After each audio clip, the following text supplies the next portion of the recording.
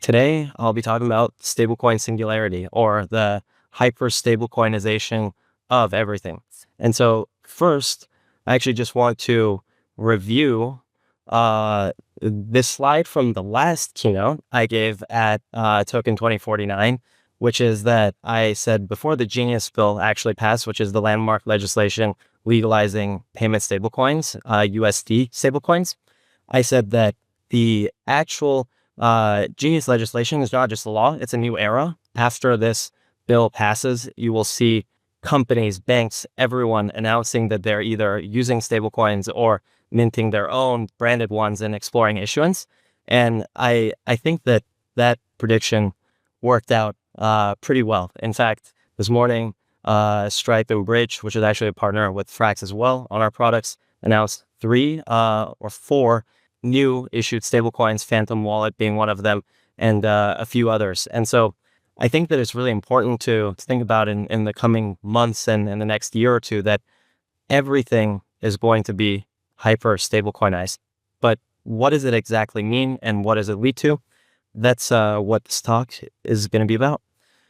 So the first thing is that stablecoin payment use cases are kind of on a spectrum, right? If you, for example, use cards, right, and you're actually a customer and you want to buy a bunch of products, you basically have a customer to merchant relationship, right? If you actually are buying things from Amazon or point of sales, coffee, all of these things, if you use, for example, a card or a payment processor like WorldPay or Stripe integrates your stablecoin, any merchant can actually accept your stablecoin, whether it's their Visa cards, Stripe, MasterCard, WorldPay, all of this stuff, right? But as you approach the customer to customer or P2P spectrum, it's a little bit different, right? And so, for example, I have like Zillow and eBay there, not because of the specific products, but the actual type of transactions that happen on those platforms, right? Real estate is one of the most P2P things, right? You have an agent representing both sides. It's a completely P2P exchange. eBay, people buying things from each other. It's much harder for the stablecoin to actually be abstracted away, and it's much more money-like. Stablecoins that are much more money-like are likely to be used in the this side of the curve in the P2P world rather than the customer to merchant spectrum. And the second concept to go over is that I think there's basically going to be 2 types of stablecoins as everything proliferates into hyper stablecoinization. I've been in crypto for a while. Frax has been out for about like 5 years.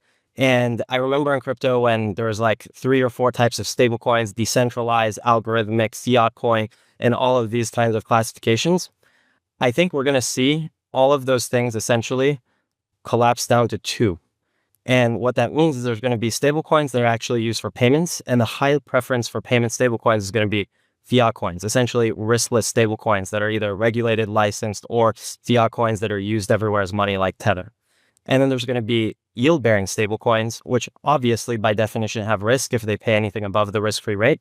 And that's, for example, like our SFrax USD stablecoin. Frax actually has one of those, and it allocates to DeFi, carry trade, CDPs, all of these places that crypto is made available that are very, very good yields, risk-adjusted, for example, right? Like Athena is a famous one.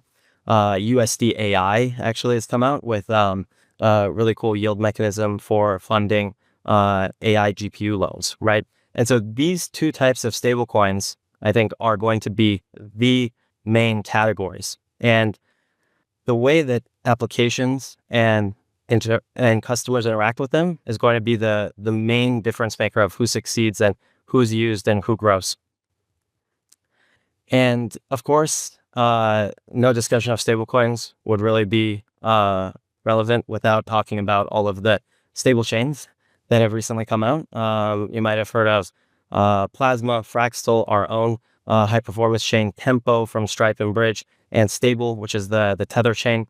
All of these chains actually are essentially not credibly neutral technology systems, but more offering of valuable deals of stablecoin commerce, right? So 0 transaction payments, privacy enabled transactions, fast lanes, all of these things, and unique relationships with merchants, for example. These chains are essentially for the stablecoin payment system to actually offer unique opportunities, lower interchange fees, no type of fees between certain type of merchants and customers. And I think the important thing to really grasp about these stable chains is that they're not exactly competitors in every sense. In fact, like one of the examples that I like to give is like Apple and Google might compete in iOS and Android operating systems. If you own an iPhone, you probably don't own an Android. But if you have a Mac computer, you could use Chrome as your web browser. I do, right? Chrome is not competitive to Mac. Like you could imagine a world where Apple might have banned the Chrome web browser, but they don't because it's symbiotic. And so I think that's the main difference with these stable chains is that issuers, merchants, and everyone in between will actually integrate with multiple of these as their features and deals are useful for them. And they're not a technology competitor where it's either Bitcoin versus Ethereum, more credibly neutral here or there. It is more about what actually gets the job done. And so now that we've talked about different types of stablecoins, stable chains, hyper stablecoinization, the main view and prediction for this talk, this time at TOKEN2049, is that we think at Frax that stablecoinization brings the super app platform to reality. And it's a great lead-in from Kane previously up here. Promise we didn't coordinate anything. In fact, we didn't even know the title of each other's presentations. But just goes to show you that, in fact, we think that the world in every aspect is going towards this, and stablecoinization actually brings the rise of super apps closer and closer to reality. And for everyone in Asia, super apps actually might already be huge here, right? Like Alipay, WeChat, all of these things that people talk, pay their bills, pay their taxi, like Grab, they can do groceries, all of these things here. But in the US and in Europe, it's a little bit different, right? You might have the Starbucks app, McDonald's, you might have all these different rewards and things that are not actually fungible with each other. But in a world where there is McDonald's USD or Starbucks USD, there will have to be a central place you can have all of these in a wallet, convert them one to one, have them be interoperable, abstracted out, and be used in the most productive locations if you want the best deals and the best deals. And so we think at Frax that there will be few super apps, some, for example, for trading, crypto natives like Infinex, and then also the actual stablecoin super app. And so we're announcing FraxNet here, and FraxNet has been a thing we've been working on for the past almost 8 months, even before all of this kind of trends were announced and Genius passed and any of these stablecoins were announced by companies.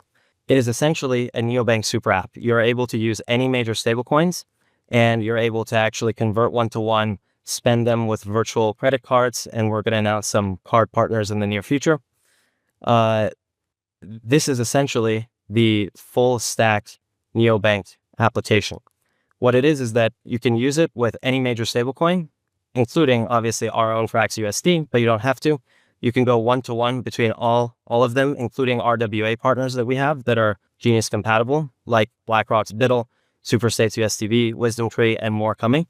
And you can also earn yields in your non-custodial wallets. You can either connect your wallet, or it is also an embedded wallet, so you don't have to actually download additional web extensions or anything like that. The other thing is that because of our banking relationships, we actually can issue virtual accounts to anyone that has a FraxNet application, right? So if you have an account, you get a routing number and a bank account, and you don't even need to tell anyone you use stablecoins. You say, wire this money. You'll actually receive it in Frax USD stablecoins. Everyone will just think they're wiring your bank account, and you can wire out money directly to them as well. And it's just like magic. It is abstracted out.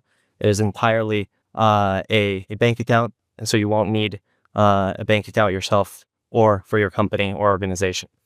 It also has the highest reward spendable cards with all major stablecoins, including USDC, USDT, Frax USD.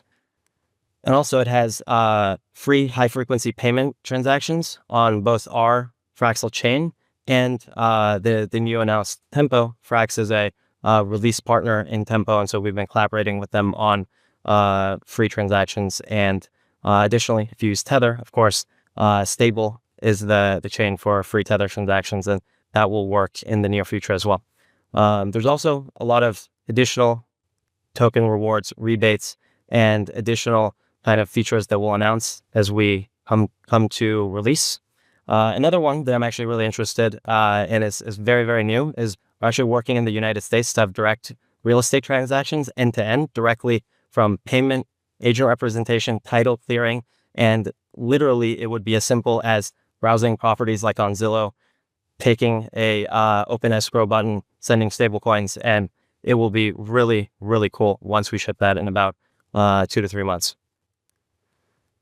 And I'm excited to announce today the actual Frax waitlist is now officially live. So if you want to join the waitlist, sign up with an email. There might be or might not be token rewards for early participants, and you'll be able to follow the news on the full rollout and features of Fraxnet, as well as our partnerships with car companies, U.S. real estate giants, and others. So